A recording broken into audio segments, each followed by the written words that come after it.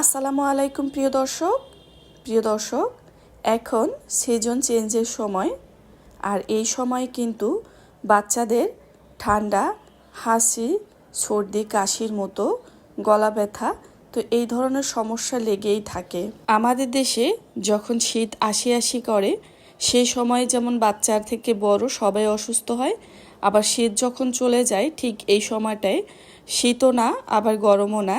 আর এই সময় দেখা যায় কি অনেকেরই কিন্তু এমন হাসি, কাশি এবং যে সর্দি বা ঠান্ডাজনিত সমস্যা লেগেই থাকে। তো চেষ্টা করবেন বাচ্চাকে এমন একটি খাবার খাওয়াতে যে খাবারটা কিনা বাচ্চার রোগ প্রতিরোধ ক্ষমতা বৃদ্ধি করবে এবং বাচ্চা যেন রোগের সাথে যুদ্ধ করতে পারে এমন ধরনের খাবার তৈরি করে খাওয়াতে হবে। প্রিয় দর্শক, কথা বলতে বলতে ভিডিও অলরেডি শুরু হয়ে গিয়েছে।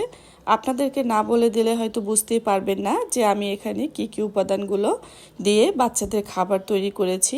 আর এই খাবার বাচ্চাদের যেমন মুখে রুচি বাড়াবে, ঠিক তেমনি কিন্তু বাচ্চার ওজন বাড়াতেও সাহায্য করবে, বাচ্চার রোগ প্রতিরোধ ক্ষমতা বৃদ্ধি করতে সহায়তা করবে। চলে আসলাম রান্নায়। এরপরে পর্যাপ্ত পরিমাণে একটু ঘি দিয়েছি। আপনারা চাইলে অলিভ অয়েল বা সরিষার তেল দিয়েও রান্নাটা করে নিতে পারবেন। আর বাচ্চা যেহেতু ঠান্ডা বা সর্দি কাশির মতো সমস্যা, সেক্ষেত্রে এখানে ঘিয়ের ভিতরে আমি রসুন কুচি ব্যবহার করেছি। এটা বাচ্চার রোগ প্রতিরোধ ক্ষমতা বাড়াবে।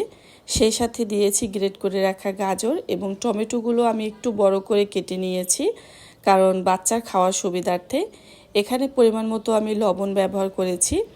আর 1 বছরের আগে যদি বাচ্চাকে খাওয়ান সেক্ষেত্রে লবণ না দিলেই ভালো, আর এমনিতে বাচ্চা খেয়ে নেবে খুব মজা করে।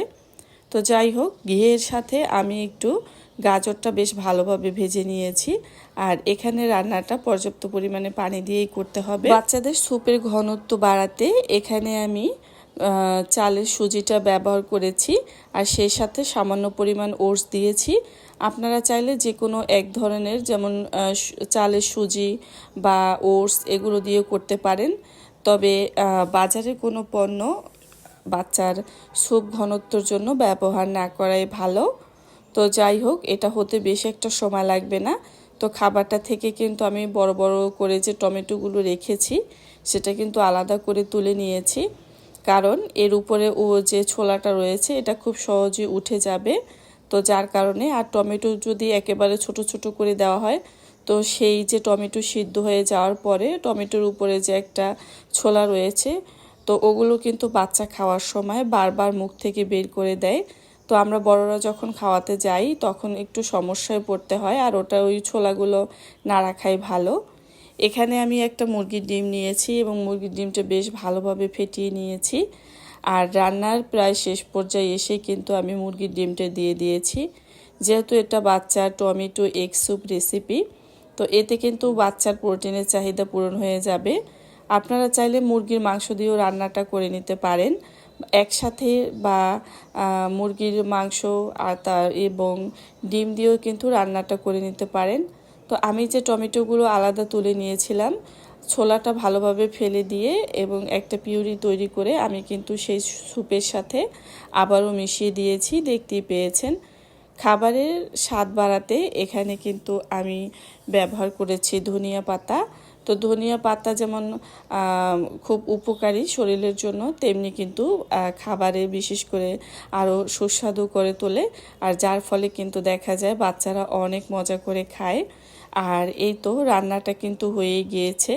আমি রান্নাটা এভাবে হালকা আঁচে রেখে কিছু সময় পরে একটা ঢাকনা দিয়ে ঢেকে রাখবো।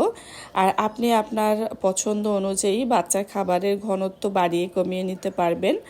তো এই তো একেবারে হয়ে গিয়েছে, দেখতেই পাচ্ছেন। তো এই রান্নাটা করতে কিন্তু বেশি একটা সময় লাগে না, তবে পুষ্টিগুণে ভরপুর। আর বিশেষ করে এই যে এখন সিজন চেঞ্জ হচ্ছে, এখন অনেক বাচ্চা থেকে বুড়ো সবাই কিন্তু একটু একটু করে অসুস্থ হবে।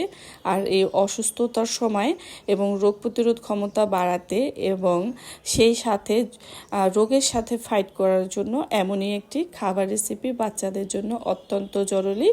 এই খাবারটা আপনারা হালকা নাস্তায় দিতে পারেন, বা আপনারা চাইলে রাতের খাবারে আকারেও দিতে পারেন।